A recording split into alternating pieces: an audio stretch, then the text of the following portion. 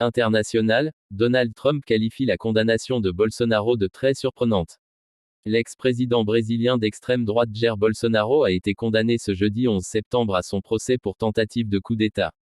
Après sa défaite en 2022, il était accusé d'avoir voulu empêcher le retour au pouvoir du président élu Luiz Inácio Lula da Silva.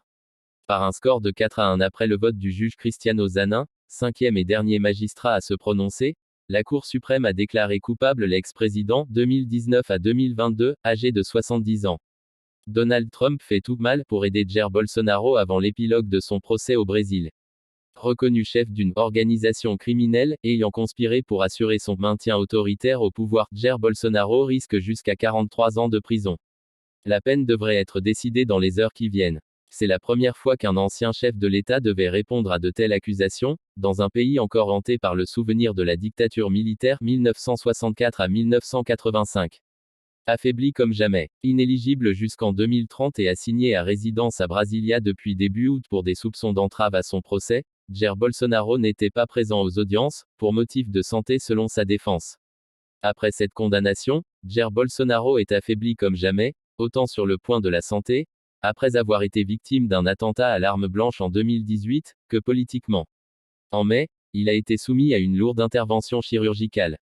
Paradoxe pour lui qui aime à poser en homme fort, il n'a pas hésité à se montrer en état de faiblesse, exhibant sondes, tubes et cicatrices dans des vidéos très crues. Coup dur supplémentaire, il a été interdit de contact avec son fils Eduardo, tous deux sont menacés d'inculpation pour entrave au procès du père pour tentative de coup d'État. Trump dénonce une chasse aux sorcières. L'affaire Bolsonaro est aussi à l'origine d'une crise sans précédent entre la première puissance d'Amérique latine et les États-Unis. Dénonçant une chasse aux sorcières contre son allié d'extrême droite, le président américain Donald Trump a imposé une surtaxe punitive de 50% sur une part importante des exportations brésiliennes. Washington a également annulé les visas de plusieurs juges de la Cour suprême brésilienne et infligé des sanctions financières à l'un d'entre eux, Alexandre de Moraes, rapporteur du procès Bolsonaro.